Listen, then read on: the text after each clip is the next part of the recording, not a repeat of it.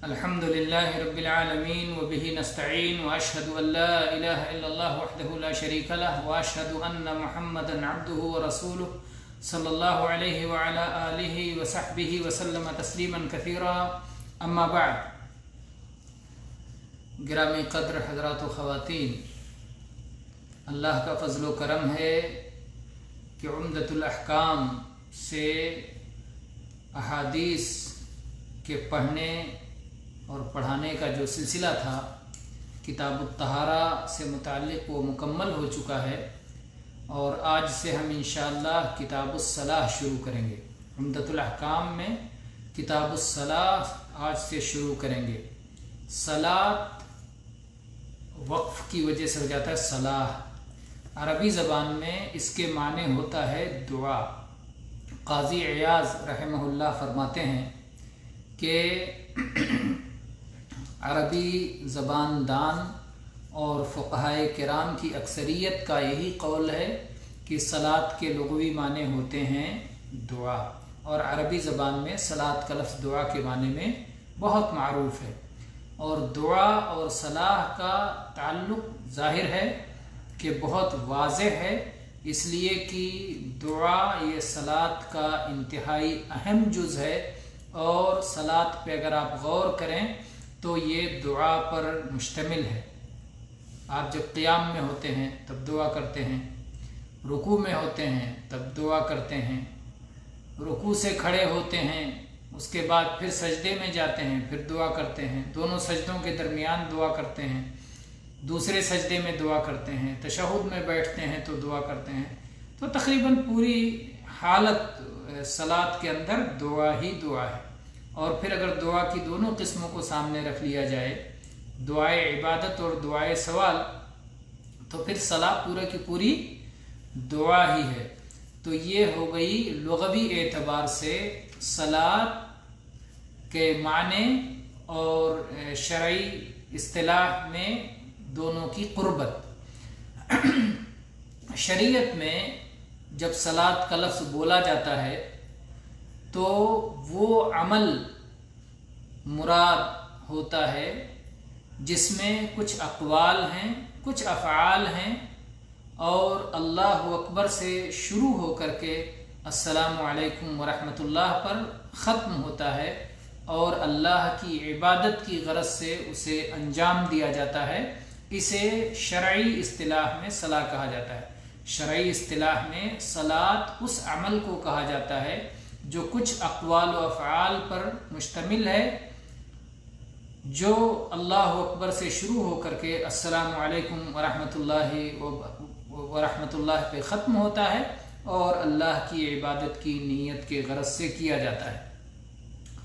اور تمام اہل اسلام صلاۃ 5 وقتہ کو جانتے ہیں کہ 5 وقت کی صلاح فرض ہے، اور صلاح کی فرضیت معراج میں ہوئی ہے. اللہ کے نبی کریم صلی اللہ علیہ وسلم کو اللہ تعالیٰ نے 7 آسمانوں کے اوپر بلایا، اور وہاں پر 50 وقت کی صلاح فرض فرمائی.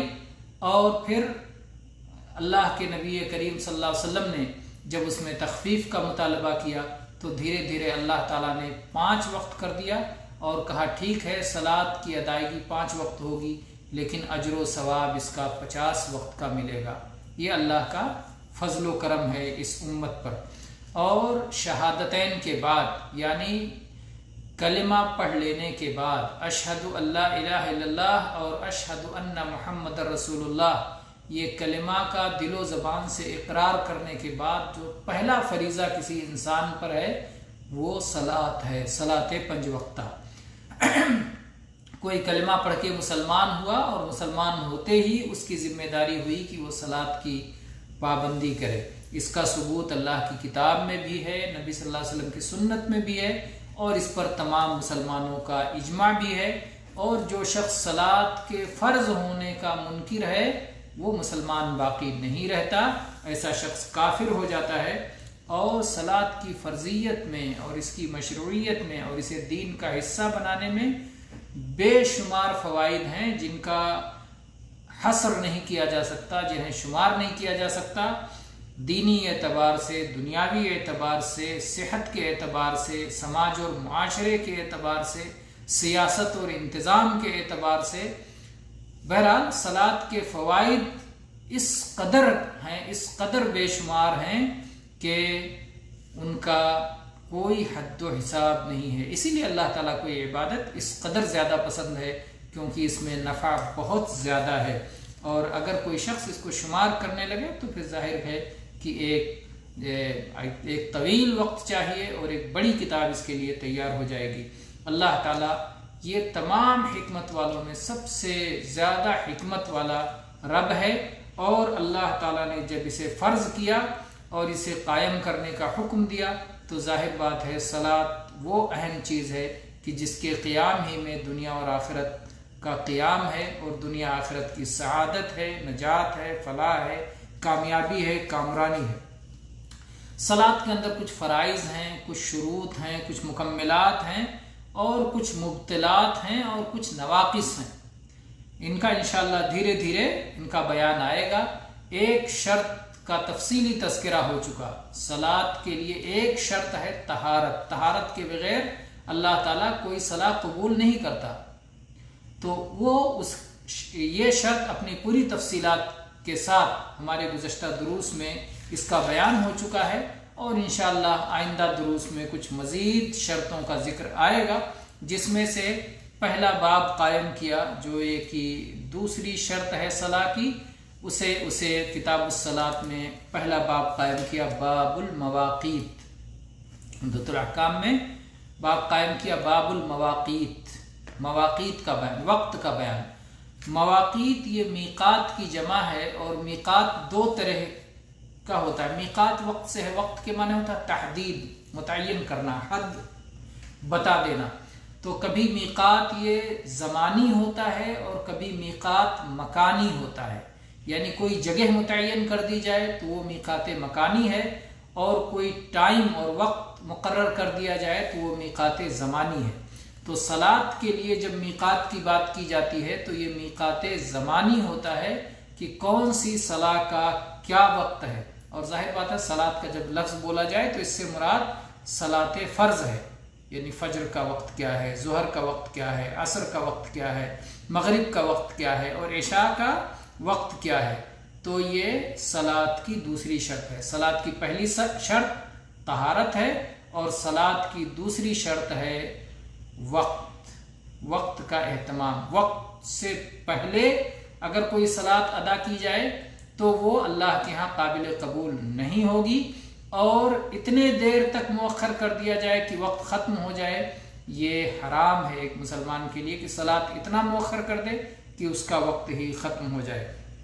آئیے اس سلسلے کی ہم پہلی حدیث پڑھتے ہیں جو عمدۃ الاحکام میں ہے، عن ابی عمرو الشیبانی، عن ابی عمرو الشیبانی واسمه سعد بن ایاس قال حدثني صاحب هذه الدار وأشار بيده إلى دار عبد الله بن مسعود رضي الله عنه قال سألت رسول الله صلى الله عليه وسلم أي الأعمال أحب إلى الله عز وجل قال الصلاة على وقتها قلت ثم أي قال بر الوالدين قلت ثم أي قال الجهاد في سبيل الله۔ یہ حدیث صحیح بخاری میں کئی مقامات پر ہے، صحیح مسلم میں ہے، سنن نسائی میں ہے۔ آئیے ہم اس کی تخریج دیکھ لیتے ہیں۔ اخرجہ البخاری فی المواقیت باب فضل الصلاة لوقتها، وفی الجہاد والسیر باب فضل الجہاد والسیر، وفی الادب باب البر والصلہ، وفی التوحید باب وسمى النبی صلی اللہ علیہ وسلم الایمان عملا، وأخرجه مسلم في كتاب الإيمان باب بيان كون الإيمان بالله تعالى أفضل الأعمال، والنسائي في الصلاة باب فضل الصلاة لوقتها۔ آئیے اس حدیث کا ترجمہ دیکھ لیتے ہیں۔ ابو عمرو الشیبانی جن کا نام سعد بن ایاس ہے، وہ کہتے ہیں اس گھر والے نے مجھ سے حدیث بیان کیا۔ اس گھر والے نے، یہ کون ہے گھر والے؟ عبداللہ ابن مسعود رضی اللہ عنہ کے گھر کی طرف اشارہ کرتے ہوئے انہوں نے کہا کہ اس گھر والے نے مجھ سے حدیث بیان کی. اور کیا بیان کی حدیث میں؟ انہوں نے کہا کہ میں نے رسول اللہ صلی اللہ علیہ وسلم سے سوال پوچھا، میں نے اللہ کے رسول صلی اللہ علیہ وسلم سے دریافت کیا کون سا عمل اللہ تعالیٰ کو بہت زیادہ محبوب ہے. تو اللہ کے نبی صلی اللہ علیہ وسلم نے جواب دیتے ہوئے ارشاد فرمایا اپنے وقت پر صلاۃ ادا کرنا. صلاۃ کا وقت ہو جانے پر صلاۃ ادا کرنا یہ اللہ تعالیٰ کو سب سے زیادہ محبوب ہے. کہتے ہیں پھر میں نے پوچھا کہ اللہ کے نبی صلی اللہ علیہ وسلم اس کے بعد کون سا عمل اللہ کو بہت محبوب ہے؟ آپ نے فرمایا والدین کے ساتھ حسن سلوک کرنا، ماں باپ کے ساتھ اچھا سلوک کرنا، اچھا رویہ اپنانا، اچھا طرز عمل اختیار کرنا. کہتے ہیں کہ پھر میں نے پوچھا کہ اللہ کے نبی صلی اللہ علیہ وسلم اس کے بعد کون سا عمل محبوب ہے؟ آپ نے فرمایا اللہ کی راہ میں جہاد کرنا. آپ اس میں دیکھیں کہ عبداللہ ابن مسعود رضی اللہ عنہ نے اللہ کے نبی کریم صلی اللہ علیہ وسلم سے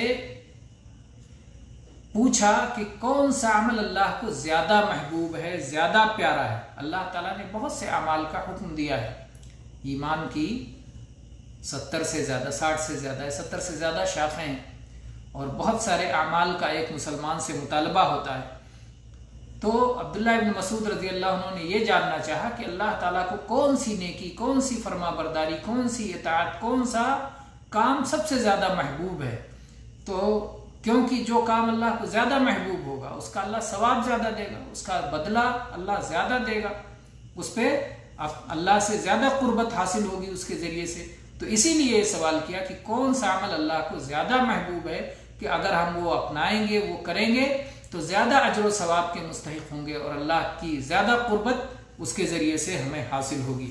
تو اللہ کے نبی صلی اللہ علیہ وسلم نے بتایا کہ فرض صلاح کو اس کے وقت پر، جو وقت شریعت نے متعین کر دیا ہے اس وقت پر فرض صلاۃ کو ادا کر لینا یہ اللہ تعالیٰ کو بہت محبوب ہے، کیونکہ اس کے لیے باقاعدہ اللہ کا منادی اللہ کی طرف ندا دینے والا پکارتا ہے حی علی الصلاح، حی علی الصلاح، آؤ صلاح کے لیے، آؤ صلاح کے لیے. تو جب کوئی بندہ وقت پر اسے ادا کرتا ہے تو گویا اللہ کی پکار پر لبیک کہتا ہے اور فوری اقدام کرتا ہے اور سبقت کرتا ہے اور آگے بڑھتا ہے اور اللہ کی اطاعت و فرما برداری کو اور اپنی عبودیت اور بندگی کو ظاہر کرتا ہے. اور اتنے بڑے فرض کو جسے اللہ نے آسمانوں کے اوپر بلا کے اللہ کے نبی صلی اللہ علیہ وسلم پہ فرض کیا اس کا خیال رکھتا ہے، اس کا اہتمام کرتا ہے، تو یہ اللہ تعالیٰ کو بہت محبوب ہے.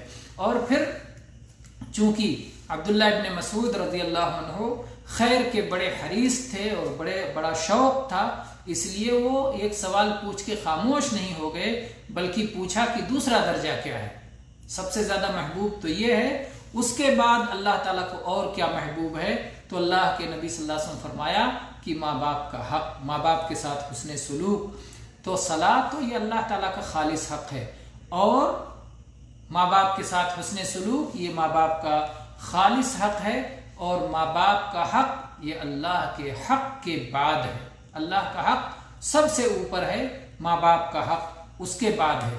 لیکن اللہ سبحانہ و تعالیٰ کا فضل کرم دیکھیے کہ اللہ تعالیٰ کو بندوں کی طرف سے ماں باپ کے حقوق کی ادائیگی کس قدر محبوب ہے اور اللہ نے اس کو کس قدر اہمیت دی ہے کہ قرآن پاک میں جب اللہ تعالیٰ نے اپنا حق ذکر کیا کہ بندے میری ہی عبادت کریں اور اس کے بعد اللہ تعالیٰ نے فوراً وبالوالدین احسانہ ذکر کیا. تو اللہ تعالیٰ اپنی توحید کے ذکر کے ساتھ میں والدین کے ساتھ حسن سلوک کو قرآن پاک میں صرف ایک جگہ نہیں بلکہ بہت سارے مقامات پر اللہ نے اس کا ذکر کیا ہے، کیونکہ ماں باپ کا حق بہت اہم فرض ہے اور وہ ہماری پیدائش کا اور ہماری پرورش کا اور ہماری اچھی تربیت کا جو انہوں نے جو ہم پر احسان کیا ہے ماں باپ نے اور جو سبب بنے ہیں ہمارے وجود کا اور ہمیں کھلایا پلایا ہے اور ہماری اچھی تعلیم و تربیت کی ہے، پرورش کی ہے، شفقت اور مہربانی کے ساتھ ہمیں پالا پوسا ہے. ظاہر بات ہے کہ اس کی وجہ سے ان کا ہمارے اوپر بہت عظیم الشان حق ہے. جب ہم ان کے ساتھ حسن سلوک کرتے ہیں تو اس حق کی تھوڑی سی ادائیگی ہو جاتی ہے. پھر عبداللہ ابن مسعود رضی اللہ عنہ نے اور پوچھا اور سوال کیا، اور اس ذات اکرم سے، اس ذات اکرم نبی کریم صلی اللہ علیہ وسلم کی فیاض اور سخی ذات سے، جو کہ بخیلی جانتے ہی نہیں، اور وہ بھی علم میں بخیلی، جو انتہائی بخیلی ہے، تو وہ جانتے ہی نہیں. پھر انہوں نے سوال کیا، پھر اللہ کے نبی صلی اللہ علیہ وسلم نے جواب دیا. انہوں نے تیسرا درجہ پوچھا کہ سب سے پہلا درجہ تو یہ ہے کہ صلاۃ کو اس کے وقت پہ ادا کیا جائے. اس کے بعد اللہ کو محبوب یہ ہے کہ والدین کے ساتھ حسن سلوک کیا جائے. اس کے بعد اللہ کو کیا محبوب ہے؟ تو اللہ کے نبی صلی اللہ علیہ وسلم فرمایا کہ اللہ کی راہ میں جہاد کرنا، جو کہ اسلام کے کوہان کی بلندی ہے، جو کہ اسلام کا ایک اہم ستون ہے، جس کے ذریعے سے اللہ کے کلمے کی سر بلندی ہوتی ہے، جس کے ذریعے سے اللہ کے دین کی نشر و اشاعت ہوتی ہے. تو اللہ کی راہ میں جہاد کرنے کو اللہ کے نبی کریم صلی اللہ علیہ وسلم نے ذکر فرمایا. اور جب یہ جہاد چھوڑ دیا جاتا ہے معاذ اللہ، تو اس کی وجہ سے مسلمان اور اسلام پست ہوتے چلے جاتے ہیں، ان کی عزت ختم ہو جاتی ہے اور ان کی شان و شوکت مٹتی چلی جاتی ہے. اور جو شخص غزوے کے بارے میں نہ سوچے اور اس کے بغیر ہی اس کی وفات ہو جائے تو وہ نفاق پر مرا. جیسا کہ نبی کریم صلی اللہ علیہ وسلم کی حدیث ہے کہ جو اس حالت میں مر جائے کہ نہ اس نے غزوہ کیا اور نہ غزوے کے بارے میں سوچا تو وہ نفاق پہ مرتا ہے. یعنی ایک مسلمان ہمیشہ اللہ کی راہ میں، اللہ کی خاطر، اللہ کے کلمے کی سربلندی کے لیے اپنی جان دینے کے لیے تیار ہوتا ہے. یہ ایک مسلمان کے اسلام کا ایک تقاضا ہے. بہرحال یہ عظیم الشان حدیث، یہ بہت اہم حدیث ہے. اس حدیث سے یہ بات معلوم ہوتی ہے کہ اللہ تعالیٰ کو سب سے زیادہ محبوب عمل یہ ہے کہ صلاح کو اس کے وقت پر ادا کیا جائے. اس کے بعد دوسرا محبوب عمل دوسرے درجے کا ہے ماں باپ کے ساتھ حسن سلوک. اس کے بعد میں اللہ کی راہ میں جہاد. یہ سب اصل ایمان کے بعد ہیں، ایمان لانے کے بعد، ایمان دل سے قبول کرنے کے بعد، اس لیے کہ یہ عبادات میں سے ہیں. ایمان اصل ہے اور عبادات اس کی فروع ہیں. ایمان اساس ہے اور عبادات اس کے بعد ہیں. اس سوال سے ان کا مقصود بدنی عبادات ہی تھا، بدنی اعمال ہی، جسمانی اعمال ہی سے متعلق سوال تھا. اسی لیے جسمانی اعمال کا جواب میں ذکر کیا گیا، ورنہ قلبی اعمال سے متعلق سوال ہوتا تو ظاہر بات ہے اللہ پر ایمان لانا، ایمان یہ قلبی اعمال میں سب سے بلند ہے اور قلبی اعمال یہ بدنی اعمال سے زیادہ بلند ہے. اور تیسری بات جو اس حدیث سے معلوم ہوتی ہے کہ اعمال سب ایک ہی درجے کے نہیں ہیں. کوئی عمل زیادہ اللہ کو محبوب ہے، کوئی اس سے کم اور کوئی اس سے کم. یہ سب اس عمل کے نفع کے اعتبار سے، اس عمل کی مصلحت کے اعتبار سے، بندوں کے لیے اس عمل کی افادیت کے اعتبار سے اس کی درجہ بندی ہوتی ہے. اسی طرح سے یہ معلوم ہوتا ہے کہ اعمال ایک دوسرے سے کم اور زیادہ ہوتے ہیں، اور اسی طرح سے اللہ تعالیٰ کی محبت کسی عمل کے لیے کم اور کسی عمل کے لیے زیادہ ہوتی ہے. اور اللہ تعالیٰ محبت کرتا ہے، اللہ کی صفت میں سے صفت محبت ہے، اللہ کی شان کے لائق. اور اسی طرح سے اس حدیث سے معلوم ہوتا ہے کہ علم کے بارے میں سوال کرنا ایک فضیلت والا کام ہے جسے صحابہ اختیار کرتے تھے، اور خصوصاً سوال جس قدر مفید ہو. اور اس حدیث سے یہ بات بھی معلوم ہوتی ہے کہ کچھ سوال چھوڑ دینا چاہیے. جیسے عبداللہ ابن مسعود رضی اللہ عنہ فرماتے ہیں آخر میں کہ رسول اللہ صلی اللہ علیہ وسلم نے مجھے یہ 3 باتیں بتلائیں، پھر کہتے ہیں وَلَوْ اسْتَزَدْتُهُ لَزَادَنِي، اگر میں اللہ کے نبی صلی اللہ علیہ وسلم سے اور سوال کرتا اس کے بعد کہ چوتھے درجے میں اللہ کو کیا محبوب ہے، 5ویں میں کیا محبوب ہے، تو اللہ کے نبی صلی اللہ علیہ وسلم مجھے اور زیادہ بتلاتے. اس سے معلوم ہوتا ہے کہ کبھی کبھی سوال نہ کرنا بھی قابل قدر ہوتا ہے، کیونکہ سوال کرنے کی وجہ سے جب اکتاہٹ کا خطرہ ہو، یا اسی طرح سے جس سے سوال کیا جا رہا ہے اس کی ہیبت کی وجہ سے سوال نہ کیا جا سکے، تو بہت سارے اسباب ہوتے ہیں کہ جس کی وجہ سے سوال نہ کرنا بھی ایک اہمیت رکھتا ہے. کبھی سوال نہیں بھی کرنا چاہیے، کبھی سوال کرنا چاہیے تو کبھی سوال نہیں بھی کرنا چاہیے. تو یہ کچھ باتیں تھیں جو اس پہ آج کے درس میں اتفاق کرتے ہیں. وآخر دعوانا ان الحمد للہ رب العالمین وصلی اللہ علی نبینا وسلم.